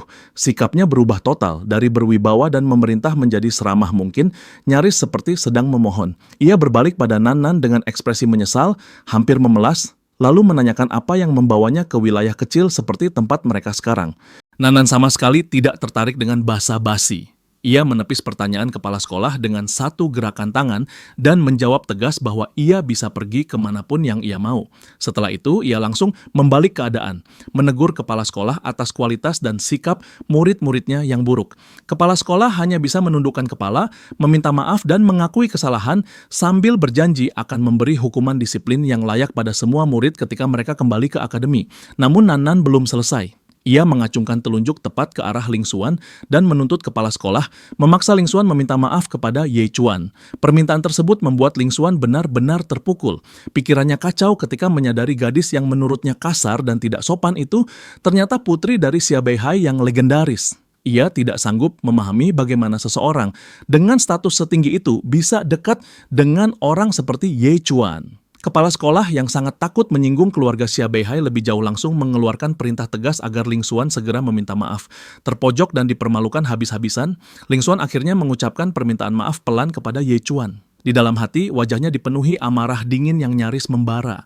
Ia bersumpah keluarga Xia Beihai akan menanggung balasan atas penghinaan ini. Setelah merasa cukup dengan drama yang terjadi, Ye Chuan menoleh pada Nan Nan dan berkata singkat, "Kita pergi." Saat mereka mulai berbalik, Liu Jinglong yang masih tergeletak lemas di tanah berteriak menyuruh mereka berhenti. Ia menuntut agar Ye Chuan mengembalikan spirit weapon miliknya. Ye Chuan yang masih membawa pedang curian di punggung mengejek Liu Jinglong, menyuruhnya mengambil sendiri kalau merasa mampu sambil menambahkan bahwa kapan saja mau rematch, ia siap. Sebagai penutup, Nan Nan menjulurkan lidah ke arah lawan yang kalah dan membuatnya semakin kesal. Liu Jinglong hanya bisa memegang dada, menahan amarah yang tidak bisa ia lampiaskan. Ketika Ye Chuan berjalan menjauh, Liu Jinglong menjeritkan ancaman terakhir dengan suara penuh amuk. Tunggu saja, terbebas dari keributan akademi, Ye Chuan dan Nan Nan akhirnya bisa fokus pada misi utama. Tanah berbatu berderak di bawah langkah mereka, sangat kontras dengan suasana penuh emosi sebelumnya. Nan Nan kembali mengecek peta lalu menatap ke atas ke arah tebing yang terasa mengancam. Di sana ada mulut gua dengan cahaya merah suram yang memancar dari dalam. Menjadi tujuan mereka. Bunyi notifikasi yang familiar menggema di dalam kepala. New weapon designated, Spirit Sword has been assigned as your exclusive pig slaying knife. Unique effect, God slaying edge is now active. Bonus, superior weapon quality grants NOL, 2 attribute points per pig slain. Ye Chuan melirik ke Spirit Sword yang tergantung di punggungnya. Jadi, pedang yang lebih baik berarti lebih banyak stats setiap sekali tebas. Alur pikirannya terputus ketika Nan Nan merogoh belahan dada dan mengeluarkan 2 bola kecil dengan warna mencolok. Ye Chuan sempat melongo tidak bisa berkata apa-apa. Di sana ada slot inventory tersembunyi ya, apa itu? Wajah Nan Nan sedikit memerah saat ia mengangkat 2 bola tersebut. Ini namanya Thunder Fire Pearl jelasnya. Kalau seorang Ascension Realm expert lengah dan terkena ledakan Thunder Fire Pearl, luka yang mereka terima bisa sangat parah. Saat Blood Moon Serpent muncul, benda ini bisa jadi penyelamat hidup. MC berkata, "Kau luar biasa." Aku naik dulu, cek keadaan di atas. Ye Chuan melompat dari dinding tebing dan mendarat ringan di bibir batu yang tadi ditunjuk Nan Nan. Pemandangan di depannya benar-benar menakjubkan. Hamparan Blood Moon Flowers berwarna merah berdenyut yang memancarkan cahaya aneh ke dinding batu di sekitarnya. Dari seberang jurang, suara Nan Nan terdengar jelas dan penuh semangat meski jaraknya cukup jauh. "Mereka asli," serunya, kegirangannya menggema di sepanjang dinding ngarai. Dan bukan hanya Blood Moon Flowers biasa. Ini adalah Blood Crystal Twin Flowers yang sangat langka, benar-benar keberuntungan luar biasa. Namun kegembiraannya tidak bertahan lama. Dari bayangan terdalam di dalam gua di belakang Ye Chuan muncul perlahan kepala bersisik raksasa. Ye Chuan terpaku di tempat, terkejut melihat makhluk raksasa yang tiba-tiba menampakkan diri. Itu adalah Blood Moon Great Python. Namun melalui lensa aneh yang terbentuk dari profesinya sebagai pig butcher, wujud kepala ular mengerikan tersebut berubah menjadi sesuatu yang jauh lebih familiar. Sekarang ia berhadapan dengan monster berkepala babi, iblis raksasa. Melihat kesempatan terbuka, Ye Chuan meraih bunga dan langsung kabur, melompat dari tepi tebing seolah nyawanya dipertaruhkan. Dari tebing seberang, Nan Nan melihatnya lari terbirit lalu berteriak agar ia menggerakkan badan lebih cepat. "Hati-hati," seru Nan Nan dan dengan sekuat tenaga ia melempar salah satu Thunder Fire Pearl. Bola kecil itu meluncur di udara dan meledak tepat di wajah Python, menimbulkan ledakan api besar. Gelombang kejut menghantam Ye Chuan dan membuatnya terbanting ke tanah. Nan segera berlari mendekat. Ledakannya benar-benar mengerikan, kepala python raksasa tersebut berasap. Ye Chuan bergumam pelan masih tertetik ke dalam ransel. Keceriaan kecil mereka sontak buyar oleh raungan yang memekakan telinga dan mengguncang tanah. Mereka berbalik dan melihat sesuatu yang sama sekali tidak pantas disebut. Blood Moon Great Python ternyata belum mati. Kepalanya yang hancur sedang beregenerasi cepat, daging dan tulang menyatu kembali di depan mata. Nan terdiam kaget. Monster itu bertahan dari ledakan Thunder Fire Pearl. Dari sini terlihat jelas kekuatan monster tersebut berada di puncak rank 9. Ye Chuan melirik Nan dan bertanya apakah masih ada persenjataan lain. Nan panik dan menjawab cepat, "Ayahku hanya memberiku 2. Python yang kini kembali utuh menjulang. Mata merahnya menyala dengan amarah murni. Namun Ye Chuan sama sekali tidak mundur. Ia memilih jurus andalannya, mengaktifkan Blood Shadow Butcher. Aura mengerikan meledak dari tubuhnya, memproyeksikan mimpi buruk ke dalam benak Python. Monster raksasa itu sempat membeku, benar-benar ketakutan. Berpikir cepat, Ye Chuan menarik Nan dan melompat, membawa mereka berdua ke bibir tebing lain yang lebih aman. Ia langsung menegur, "Apa yang kau lakukan? Mengapa tidak lari?" Pipi Nan memerah. "Aku menunggumu. Kupikir kau mempertaruhkan nyawa untuk mengambil bunga itu untukku." Ye Chuan menoleh dengan wajah datar. "Bukan bunga itu untuk ibuku." Fantasi romantis Nan runtuh seketika. Wajahnya berubah kesal. Setelah melepaskan diri dari tekanan mental, Python kembali menatap mangsanya dengan mata merah menyala. Dengan raungan lain yang menggetarkan dada, ia menerjang dengan rahang menganga, siap menelan mereka bulat-bulat. Ye Chuan menggenggam tangan Nan dan mencoba berlari, tetapi sudah terlambat. Dalam hati ia mendesah bahwa semua ini merepotkan. Terlebih saat harus menarik orang lain. Dalam sepersekian detik, ia mendorong Nan ke samping agar selamat, tepat ketika rahang python menutup dan menjepit dirinya. Nan bangkit terburu-buru. Menjerit memanggil Ye Chuan dengan ngeri, lalu terpaku ketika python raksasa itu kembali mengancam dari atas. "Ye Chuan, tidakkah kau mendengarku? Cepat keluar." Raksasa itu membuka rahang hendak menelannya juga. Namun sesaat sebelum serangan menghantam, sesuatu terjadi. Cahaya merah menyala meledak dari dalam tenggorokan python. Ujung sebilah pedang menembus dari dalam. Monster itu mengerang hebat, tubuhnya menghentak-hentak saat koyak dari sisi dalam. Akhirnya, dengan ledakan berdarah yang menjijikan, tubuh python terbelah. Ye Chuan muncul, berlumuran darah monster dari kepala hingga kaki, secara harfiah membantai jalan keluarnya dari dalam. Berdiri tenang di tengah sisa tubuh python, Ye Chuan melirik ke arah Nan dan bertanya santai, "Tadi kau memanggilku ya?" Dilanda kelegaan besar, Nan berlari dan memeluknya erat. "Aku senang sekali kau baik-baik saja." Detik berikutnya ia menjauh sambil mual. "Bau tubuhmu parah sekali. Hampir saja kau jadi kotorannya." Seolah tepat waktu, sistem notification muncul di pandangan Ye Chuan. Special Pick eliminated, experience gained 80%. Level up, rank naik menjadi 8th rank apprentice. Pick Nemesis bonus plus 1% damage. New perk plus 0,2 free attribute points per pick slain. Setelah quest benar-benar selesai, Ye Chuan berkata pada Nan, "Baiklah, ayo pulang. Sudah saatnya kembali." Mereka berjalan kembali menuju kota Qing dan tiba di gerbang utama, di mana sekelompok orang sudah menunggu dengan cemas. Seorang pria berusia matang dengan jubah tradisional mendekat dengan wajah lega bercampur tegang. "Nona muda, kau pulang sangat terlambat. Kau membuatku khawatir setengah mati." Namun Nan justru tersenyum lebar. Ia mengangkat Blood Crystal Twin Flower yang bercahaya, seperti sedang memamerkan piala kemenangan. "Lihat, kami menemukannya. Ibu pasti sangat senang." Pria tersebut yang jelas pelayan keluarga mulai menegur panjang. "Caramu terlalu ceroboh, dunia luar kota sangat berbahaya." Nan memotong dengan tegas, "Aku ingin memetiknya sendiri untuk ibu." "Dan kami baik-baik saja," jelasnya sambil menunjuk Ye Chuan. "Selama ada dia melindungiku, tak ada masalah." Pelayan itu akhirnya mengalihkan perhatian pada pemuda berlumuran darah di sampingnya. Siapa pemuda ini? Nada suaranya campuran penasaran dan curiga. Ye Chuan menjawab santai tanpa sekedip, "Pick Butcher." Pelayan tersebut terpaku sejenak. Pick Butcher. Ia tak bisa memahami mengapa putri keluarga Xia yang sangat terhormat percaya dan menyerahkan keselamatan pada seseorang yang profesinya bukan kombat dan bahkan terlihat sangat sederhana. Namun tatapannya berubah ketika ia menangkap ketenangan Ye Chuan dan sisa bukti pertarungan nyata yang masih melekat di tubuhnya. Mungkinkah pemuda tampak biasa ini mampu membunuh monster tersebut? Mengabaikan keraguan, pelayan itu mengatur ekspresi sopan. "Tuan Muda Ye, kemampuanmu luar biasa untuk seseorang seumurmu." Berusaha mengambil hati, ia melepas cincin emas mahal dan menyodorkannya. "Silakan terima family gold ring ini. Harganya 200.000 hadiah kecil atas jasamu." Namun Ye Chuan menepis tangan pria tersebut tanpa ragu. Tidak perlu, ia menatap lurus tanpa gentar. Aku hanya ingin pig slaying knife. Pelayan tersebut menatap Ye Chuan seperti sedang meragukan kewarasan pemuda itu. Pisau jagal. Dari sekian banyak pilihan, ia justru meminta benda tersebut. Di dalam hati, pelayan itu merasa ada kabel yang longgar di kepala Ye Chuan. Namun Nan Nan segera menenangkan suasana. Aku sudah berjanji untuk membantunya dan akan meminta top weapon refiner di Qingqing agar membuatkan spiritual weapon untuknya. Pelayan itu tidak membantah. Saya mengerti, Nona. Aku yang akan mengurusnya. Kau pulang dulu, ayah sudah menunggu dengan sangat. Pipi Nan Nan merona seperti anak kecil yang ketahuan mencuri permen. Ia menatap Ye Chuan sebelum melangkah pergi. Aku pasti akan mencarimu lagi. Setelah Nan Nan pergi, pelayan tersebut menatap Ye Chuan dengan pandangan serius seolah sedang menilai sifat dan niatnya. Kau adalah teman sekelas nona muda kami, dan kau sudah menyelamatkannya. Sebagai balasannya, kami akan memenuhi permintaanmu. Namun ada satu hal, jangan pernah memiliki pikiran yang tidak pantas terhadapnya. Konsekuensinya akan buruk bagi semua pihak. Dalam hati, Ye Chuan bergumam. Apa yang sedang kau bicarakan? Baginya, putri keluarga mereka tak ada bedanya dengan pighead. Ia mengangguk singkat. Tenang saja, aku berjanji tidak akan terlibat dalam urusan seperti itu.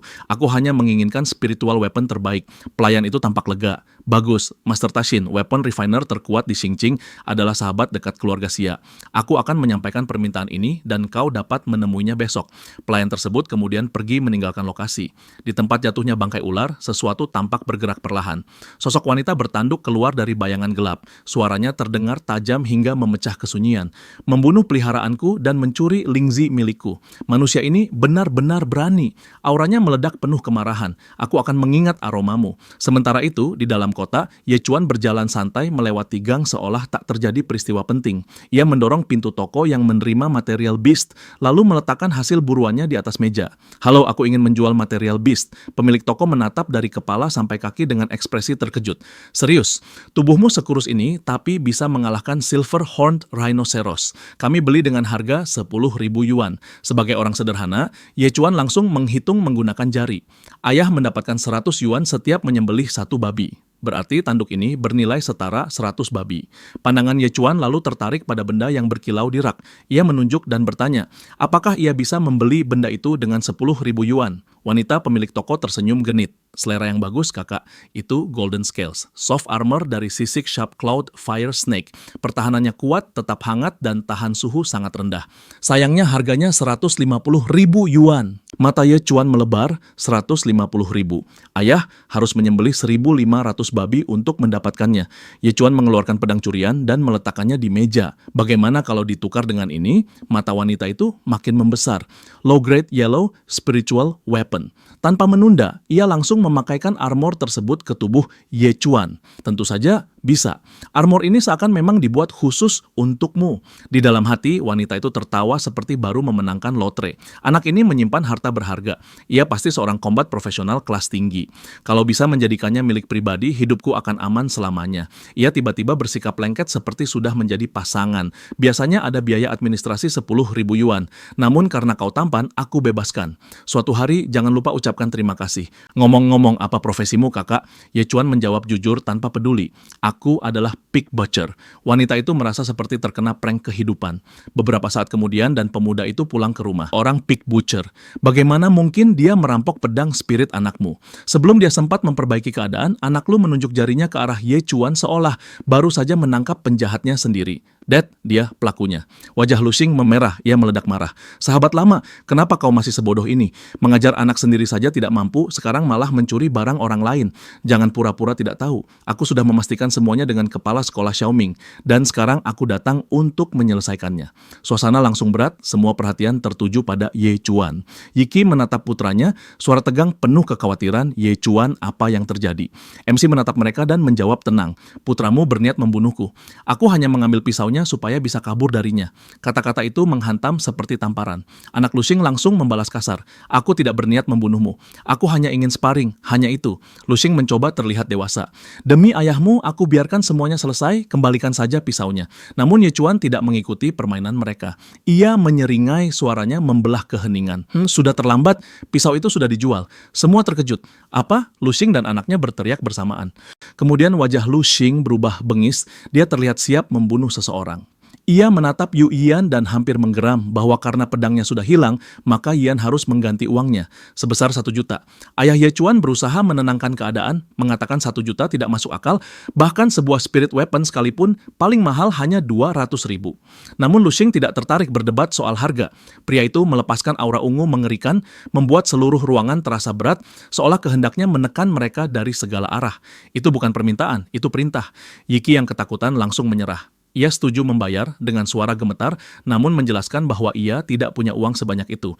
Mereka butuh waktu untuk mengumpulkannya. Lu Xing memberinya waktu setengah bulan, lalu menambahkan ancaman. Jika mereka gagal mengumpulkan uangnya, ia sendiri yang akan menghajar Ye Chuan dan ia tidak akan menahan diri. Saat mereka pergi, Liu Jinglong memasang senyum puas menjijikan.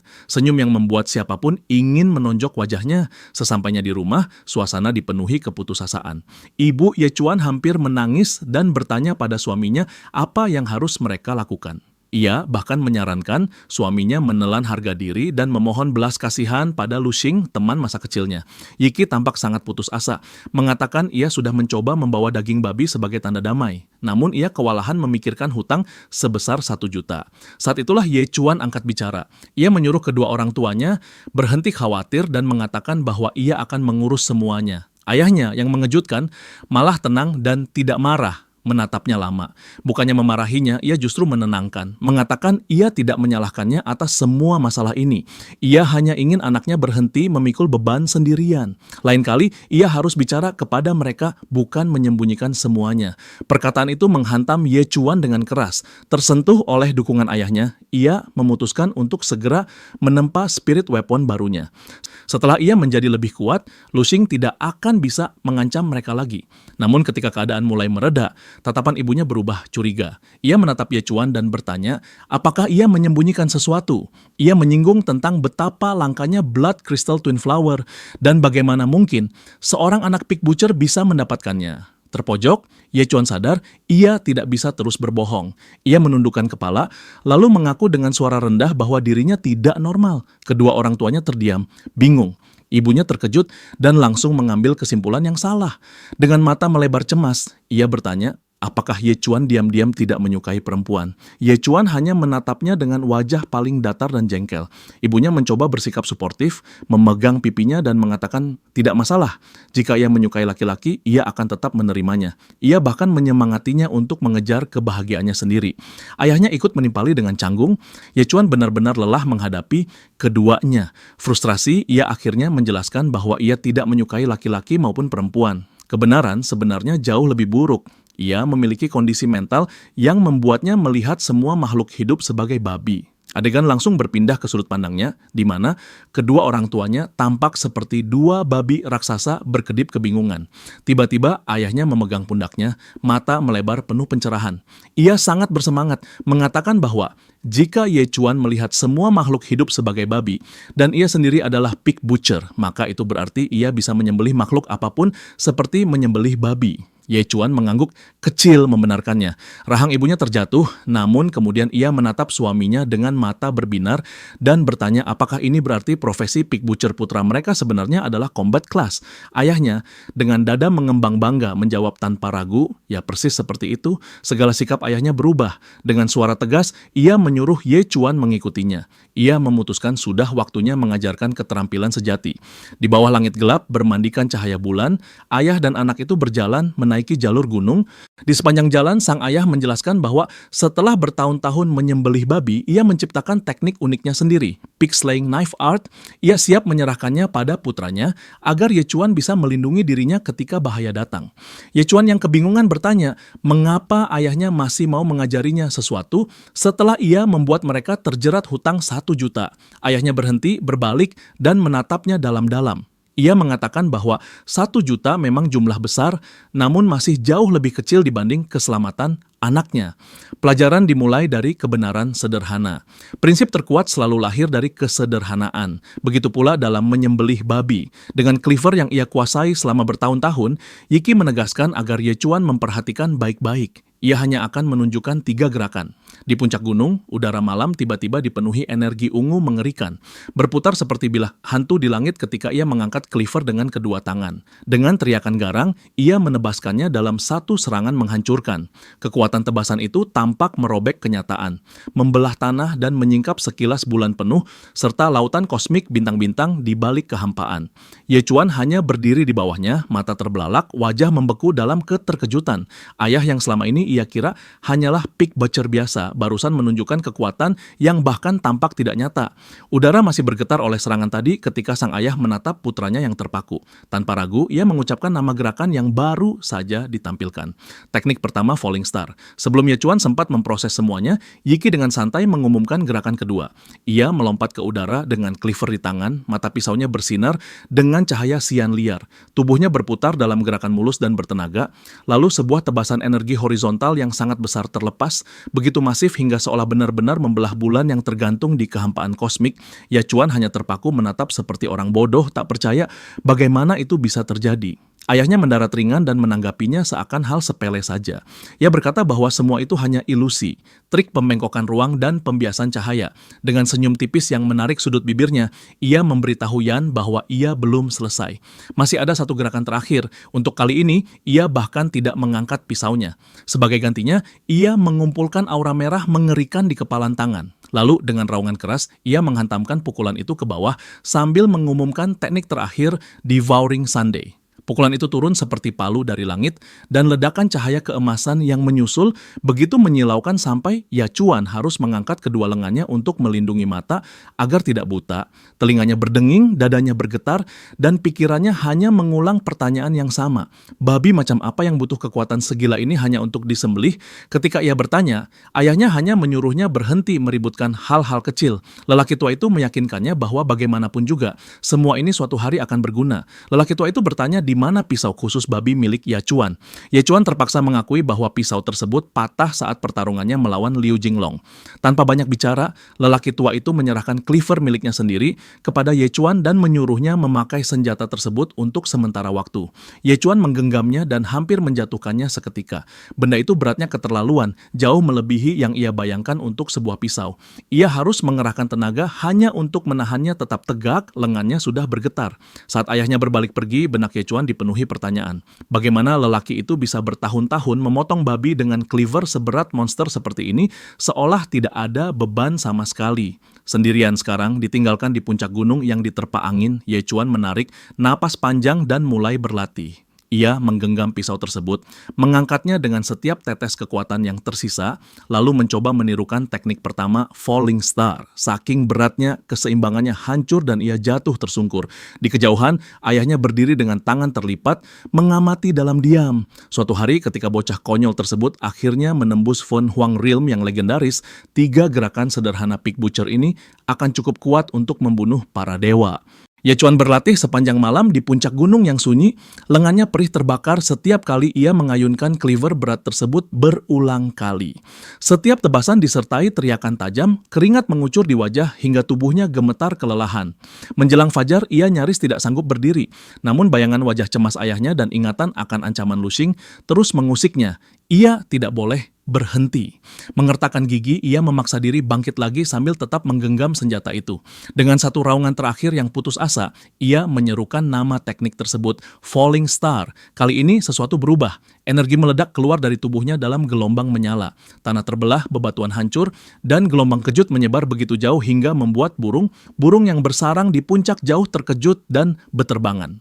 Terengah-engah, Ye Chuan berdiri dikelilingi cahaya biru redup, lelah, namun ia menang. Senyum perlahan muncul di wajahnya ketika ia menatap luka raksasa yang terukir di permukaan puncak gunung. Notifikasi sistem yang muncul mengonfirmasi apa yang sudah ia rasakan di dalam tulang.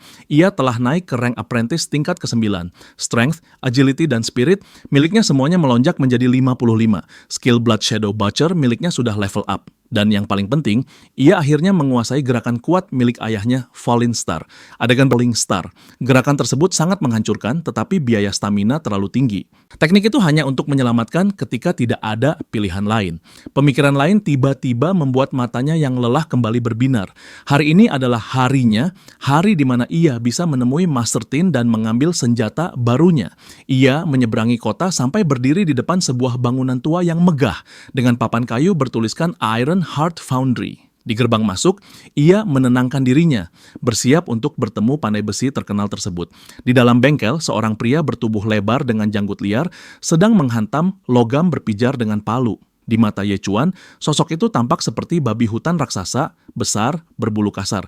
Master pandai besi itu mendongak sambil mengeluarkan gumaman mengenali. Ia memastikan identitas bocah yang datang dan Ye Chuan hanya mengangguk singkat. Pandai besi tersebut menjelaskan bahwa pengurus keluarga Xia sudah lebih dulu menemuinya dan ia bekerja semalaman untuk menyelesaikan pesanan. Namun tatapannya masih saja berhenti pada Ye Chuan dengan rasa ragu yang jelas. Ia pernah mendengar bahwa bocah di depannya tidak lebih dari seorang jagal. Mengapa keluarga Xia yang berpengaruh rela membayar begitu banyak demi menempakkan sebuah bilah pisau untuknya? Satu-satunya penjelasan yang masuk akal menurut dugaannya, Ye Chuan pasti pernah menyelamatkan nona muda keluarga tersebut. Sambil berbicara, ia membuka sebuah kotak kayu mengilap. Di dalamnya terbaring sebilah pisau berbilah gelap, pengerjaannya indah dan memancarkan kesan mengancam. Ye Chuan mengulurkan tangan, tetapi Master menahannya dengan telapak tangan yang terangkat. Ia memperingatkan agar jangan terlalu terburu-buru. Suaranya berat syarat kebanggaan ketika menggambarkan kualitas senjata tersebut. Pisau ini ditempa dari cold iron berusia 1000 tahun, menjadikannya sebuah high-grade yellow rank weapon. Ye Chuan menatap bilahnya, jantungnya berdebar kencang, sementara sang master memberikan satu peringatan terakhir dengan nada serius. Pisau ini bukan senjata biasa. Konon, senjata ini akan memilih pemiliknya sendiri. Jika Ye Chuan tidak memiliki kekuatan yang cukup, ia bahkan mungkin tidak akan sanggup mengangkatnya. Namun Ye Chuan yang tenang tidak menunjukkan keraguan sedikit pun. Ia menyelipkan tangan ke dalam kotak, menggenggam gagang pisau tersebut, lalu menariknya. Mengejutkan Tishan, Ye Chuan mengangkat bilah itu dengan mudah. Tatapannya menajam penuh konsentrasi. Tetapi dalam hati ia tidak bisa menahan diri untuk membandingkan pisau ini dengan cleaver raksasa milik ayahnya. Senjata baru ini terasa ringan di genggamannya. Hampir anggun, sama sekali tidak seperti alat berat yang selalu ia lihat di rumah sejak kecil. Ye Chuan menahan pisau berkilau tersebut, tetap stabil, lalu menoleh kepada Master dan dengan sederhana bertanya, "Apa nama senjata ini?" Sedikit gugup, Tishan mengakui bahwa pisau tersebut belum punya nama. Ia menjelaskan bahwa sekarang bilah itu sudah menjadi milik Ye Chuan, jadi hak untuk menamainya sepenuhnya berada di tangan sang pemilik baru. Ye Chuan terkesan oleh kekayaan keluarga Xia dan kemegahan harta benda mereka, hanya merenung sebentar sebelum mengambil keputusan. Dengan wajah datar dan keseriusan penuh, ia menyebut nama senjata tersebut sebagai Dragon Slaying Knife. Tishan begitu terkejut, sampai hampir menyemburkan minumannya, batuk-batuk dan berkedip tidak percaya. Di dalam hati, ia mengeluh, merasa nama itu berlebihan, namun tidak bisa melakukan apapun selain menghela napas pada kebanggaan bocah tersebut. Ye Chuan sama sekali tidak merasa malu. Ia menyelipkan senjata berkilau itu di sabuknya, pikirannya sudah melompat ke langkah berikutnya. Tidak ada waktu untuk dibuang. Ia membutuhkan uang untuk melunasi utang keluarga dan cara tercepat adalah kembali keluar kota, memburu monster, lalu menaikkan rank. Jika bisa mencapai level kekuatan berikutnya, mungkin ia akhirnya sanggup menghadapi Liu Jinglong secara langsung. Saat ia melangkah di jalan-jalan ramai, sepotong percakapan melintas ke telinganya. Dua pria yang terluka saling menopang, menggerutu tentang betapa berbahayanya wilayah sekitar belakangan ini. Yang satu berkata bahwa berbagai jenis bis dan ras aneh tiba-tiba menyerang manusia begitu melihat, seakan semuanya mendadak menjadi gila. Yang lain mengangguk, bersumpah bahwa ia dikejar hampir sekitar 10 mil oleh seekor armored bull, makhluk yang biasanya dikenal tidak berbahaya. Kebanyakan orang akan bergidik hanya dengan membayangkan hal tersebut. Ye Chuan tidak. Matanya berkilat samar ungu, sementara senyum miring perlahan menarik sudut bibirnya. Bagi dirinya, ini adalah kabar terbaik yang ia dengar hari itu. Lebih banyak monster, lebih banyak kekacauan, lebih banyak kesempatan untuk menguji kekuatannya. Ye Chuan belum berjalan terlalu jauh dari tembok kota ketika sensasi dingin tajam di tengkuknya memberitahu bahwa seseorang mengikutinya. Bukan hanya satu orang, melainkan 3. Mereka berusaha keras tetap tersembunyi, keluar masuk di balik rimbun pepohonan, seolah merasa sangat lihai. Namun spirit attribute milik Ye Chuan sudah mencapai 50 points, sesuatu yang bahkan banyak big shot. Hall Ascension pun tidak bisa banggakan. Trik murahan mereka sama sekali tidak berguna. Sejak awal ia sudah menyadari keberadaan mereka, tetapi tidak menunjukkan reaksi apapun. Ia terus berjalan dengan tenang, seakan tidak menyadari apapun. Mereka ingin memancingnya menjauh dari gerbang kota. Begitu ia melangkah ke bagian hutan yang sunyi dan terasa mati, sebilah pisau lempar tipis melesat, memotong beberapa helai rambut hitamnya sebelum menancap di tanah. 3 sosok melangkah keluar dari balik semak, berjalan penuh percaya diri seperti serigala yang berhasil memojokkan mangsa. Ketiganya adalah petarung rank apprentice level 6, yang berambut keriting mengayunkan pisau yang masih berkilat tajam di tangannya sambil menyeringai. Ia meledek, menyebut nama Ye Chuan karena berhasil menghindari serangan diam-diam barusan. Si gendut bertubuh pendek ikut menyahut tanpa bisa menahan lidahnya, mengejek bahwa Liu Ting sejak awal sudah benar, bahwa bocah tersebut benar-benar berani menyelinap keluar kota dan meninggalkan orang tuanya. Begitu saja seperti sampah. Preman berambut cepak memutar lehernya hingga terdengar bunyi berderak keras. Ia menyebut Ye Chuan licin, lalu mengaku bahwa mereka sudah berkemah di dekat gerbang kota selama 10 hari penuh hanya untuk menangkapnya. Perintah Liu Ting jelas, begitu Ye Chuan melangkah keluar, mereka harus menyeretnya kembali seperti seekor anjing. Ye Chuan tidak gentar. Sebagai gantinya, ia menyelipkan tangan ke dalam tas dan menggenggam gagang sebuah pisau. Perlahan dengan tarikan mantap, ia menghunusnya. Pada saat yang sama, suara dingin sistem berbunyi di kepalanya. Weapon equipped. Butcher's got blade, each pig slaughtered with this blade grants 0,3 free attribute points. Mata Ye Chuan sedikit membesar sesaat. Ia sama sekali tidak menyangka hanya dengan mengenakan senjata tersebut saja, bonus atribut yang didapatnya langsung menjadi 3 kali lipat dari biasanya. Senjata yang bagus memang bisa mengubah banyak hal. Tatapannya kembali terarah pada ketiga preman tersebut, tenang tetapi tajam, dengan senyum tipis yang mulai terbentuk di sudut bibirnya. Ia memperkenalkan senjata barunya bernama Dragon Slayer. Ketiganya sempat tertegun sejenak, lalu meledak dalam tawa ketika si rambut keriting menunjuk ke arah pisau itu. Dengan nada benar-benar tidak percaya, ia bertanya, apakah Ye Chuan serius menyebut senjata seperti tersebut sebagai Dragon Slayer? Tawa mereka pecah liar, menggema panjang. Si gendut terus mengejek, tertawa terbahak-bahak, mengatakan bahwa Ye Chuan hanya mendandani sebuah cleaver dan seolah-olah menjadikannya senjata legendaris. Menurutnya, bocah tersebut pasti sudah kehilangan akal bermain peran pahlawan dengan mainan pig butcher. Ye Chuan membalas tawa mereka makin keras sampai ketiga preman tersebut menatap lurus ke arahnya. Ia akhirnya berkata bahwa dirinya bukan pahlawan sok gagah. Sama sekali bukan, ia hanya seorang pig butcher. Bersamaan dengan kata-kata tersebut, ia mengaktifkan skill Swine Bane. Aura membunuh meledak keluar dari tubuh Ye Chuan, menyapu ruang di sekitarnya seperti gelombang tak kasat mata. Sedetik sebelumnya ia hanya berdiri santai dengan butcher knife di tangan. 2 orang bodoh di depannya bahkan tidak menyadari perubahan suasana. Hanya si rambut keriting yang tampak sedikit gelisah, sementara si gendut dan si berambut cepak masih tertawa terbahak-bahak karena merasa Ye Chuan hanyalah butcher. Namun ketika si gendut masih saja terkekeh, Ye Chuan bergerak. Tidak ada seorang pun yang melihat kapan ia menutup jarak. Tubuh si gendut membeku di tengah tawa, matanya melotot lebar. Di lehernya, garis merah tipis muncul seolah ada yang menggambar benang darah melintang di sana. Jemarinya yang gemetar terangkat begitu saja, menyentuh luka tersebut. Begitu kulitnya menyentuh sayatan itu, darah memancar seperti air mancur yang pecah. Cairan merah menyembur ke segala arah sebelum tubuh besar tersebut terhempas ke belakang, jatuh tak bernyawa di tanah. 2 yang tersisa terpaku. Dia mati? Bagaimana bisa? Gumam pemuda berambut keriting, suaranya pecah dipenuhi ketidakpercayaan. Sial, serapah si rambut cepak dalam hati, panik menjalar di seluruh tubuhnya ketika menyadari rekannya sudah kabur lebih dahulu. Ia juga ingin lari, namun semuanya sudah terlambat. Ye Chuan sudah berdiri tepat di depannya, bilah pisau terangkat. Pisau tersebut menebas turun dalam satu gerakan mulus dan sempurna. Detik berikutnya, kepalanya sudah menggelinding di tanah. Sistem kembali berbunyi. Executioner Ye Chuan has slaughtered a 2-legged swine with a butcher knife. Rank progress bertambah 5%. Swine bane damage meningkat 1%. Free attribute points bertambah 0,3. Kini hanya pemuda berambut keriting yang tersisa. Ia benar-benar kehilangan kewarasan, berlari seperti anjing gila dengan bayangan kematian mengejar di belakangnya. Dalam benaknya, Ye Chuan bahkan sudah tidak terlihat seperti manusia lagi. Yang ia lihat hanyalah monster.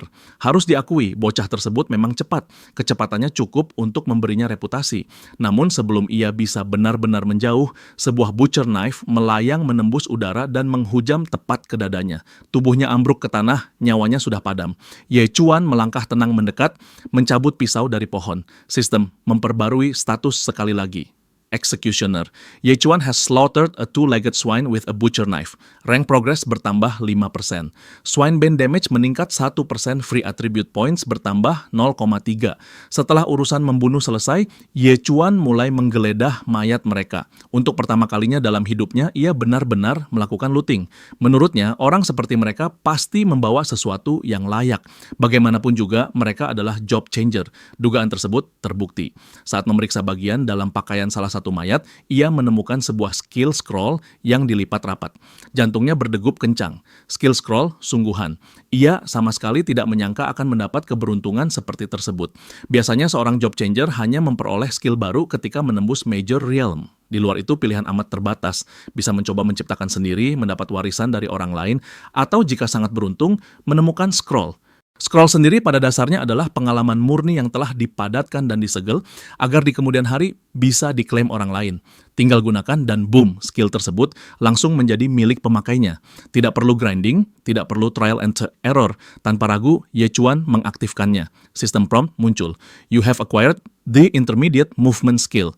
Nether Shadow Step Effect upon activation, agility increases by 30% selama 30 detik. Ye Chuan terkekeh pelan. Hanya intermediate skill, ya lumayan, apalagi didapat gratis. Ia paham urutan rank skill, basic, intermediate, advanced, rare, epic, legendary, divine. Intermediate memang bukan apa-apa jika dibandingkan tingkatan atas, namun bagi seseorang yang scare dirinya, temuan tersebut nyaris seperti mukjizat. Lalu ia terdiam. Ada sesuatu yang mendekat. Dalam satu gerakan, Ye Chuan melompat naik ke cabang sebuah pohon tinggi. Bau darah pekat yang memenuhi area sekitar pasti sudah menarik perhatian predator dan dugaannya terbukti. Tidak lama kemudian, bayangan-bayangan mulai merayap keluar dari antara pepohonan. Kali ini bukan manusia. Mereka adalah monster, Bonefin, sejenis makhluk dari kaum demon. Gerakan mereka merangkak dengan 4 kaki seperti gorila. Namun seluruh tubuh dipenuhi tonjolan tulang runcing. Ketika keadaan memburuk, duri tulang tersebut bisa ditembakkan menjadi hujan mematikan. Salah satu Bonefin merayap menuju mayat segar, mengendus dalam-dalam, matanya menyala lapar. Setelah meneliti sekeliling sebentar, makhluk tersebut menunduk dan menancapkan rahang bergigi ke kepala si rambut cepak, mengunyah tulang seolah tidak ada artinya, menggerogotinya tanpa sedikit pun ragu. Ye Chuan menampilkan senyum tipis, senyum yang seolah sudah menjatuhkan vonis. Monster yang berani menjadikan manusia sebagai camilan tidak pantas dibiarkan hidup di dunia ini. Begitu makhluk bodoh tersebut menyadari ada seseorang di belakangnya, monster itu menjerit seperti tikus terpojok dan menembakkan seluruh duri tulangnya sekaligus. Putus asa mencoba memaksa lawan menjauh. Sayangnya, Ye Chuan bukan tipe yang memberi kesempatan kedua.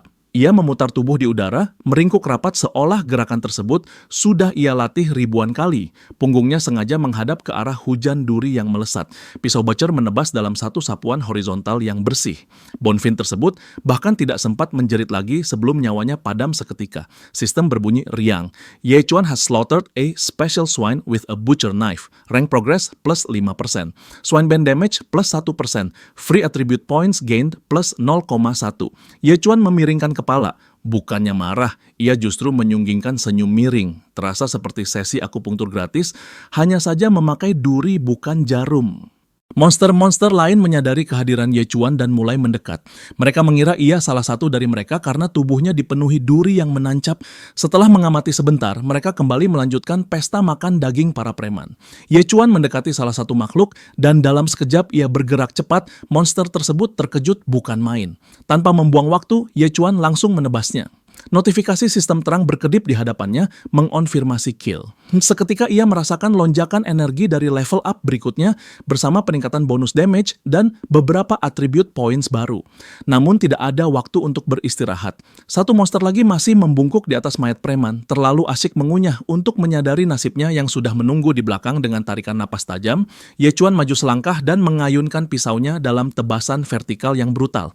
Bilah itu membelah tubuh makhluk tersebut dari kepala hingga ekor tanah, di sekelilingnya kini dipenuhi duri-duri hitam, sisa dari bis yang tumbang.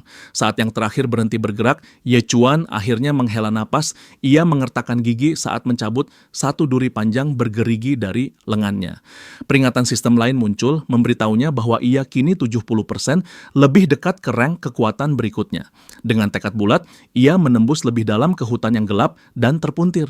Udara terasa makin berat setiap langkah, sampai pepohonan tiba-tiba bergetar. Sesuatu yang sangat besar sedang datang. Derak cabang dan bunyi patahan mengumumkan kemunculan armored rhino raksasa yang menerobos pepohonan. Tanduk emasnya berkilau, dan mata hijau menyala bagai lentera aneh. Ye Chuan sempat membeku sekejap, lalu tertawa kecil. Dugaannya tadi ternyata benar. Makhluk tersebut benar-benar pemakan manusia. Bis itu mengaum dan menyerbu dengan kecepatan yang menakutkan. Ye Chuan mengayunkan pisaunya yang berpendar dalam satu gerakan bertenaga, menyayat perut sang monster dan membelahnya bersih. Bagian atas tubuhnya menghantam tanah di depan, sementara notifikasi sistem kembali berkedip, level bertambah, damage bertambah, poin bertambah. Terengah, Ye Chuan tetap dalam posisi satu lutut, memperhatikan saat bangkai rhino tergeletak diam. Lalu sesuatu yang aneh terjadi. Tubuh raksasa itu mulai terangkat, pelan pada awalnya, lalu makin tinggi, seakan ditarik tangan tak terlihat. Ye Chuan menatap bingung, mencoba memahami. Sebelum sempat bereaksi, bangkai tersebut tersentak masuk ke dalam celah gelap yang terbuka di tanah. Loot yang susah payah ia dapatkan sedang dicuri tepat di depan mata. Ia melonjak berdiri, berteriak ke arah kegelapan, menuntut tahu siapa yang mengambil haknya. Ye Chuan menolak menyerah. Dengan tekad nekat, ia melompat langsung ke dalam celah menyusul tubuh yang jatuh. Jatuhnya berakhir dengan dentuman berat di dalam gua raksasa yang remang. Dindingnya bukan batu kasar semata. Seluruh permukaan dilapisi jaring kental lengket yang berkilau samar di cahaya redup. Di sekelilingnya bergelantungan tubuh-tubuh bis raksasa yang terbungkus kokon, semuanya kaku tak bernyawa. Sebelum ia sempat melangkah lagi, kehadiran baru mengumumkan diri dari atas. Turun dari kegelapan melayang seekor laba-laba raksasa, cukup besar untuk memenuhi gua. Makhluk tersebut tidak menunda. Dalam satu gerakan, salah satu tungkai emas raksasanya menghantam ke arahnya. Ye Chuan sempat mengangkat pisau untuk menahan, mengerahkan seluruh tenaga. Ketika debu mereda, barulah ia melihat jelas. Tubuh berzirah sang laba-laba berkilau gelap dan kaki-kakinya yang keemasan menangkap setiap serpih cahaya. Mata Ye Chuan membesar bukan karena ngeri, melainkan karena serakah. Itu adalah emas.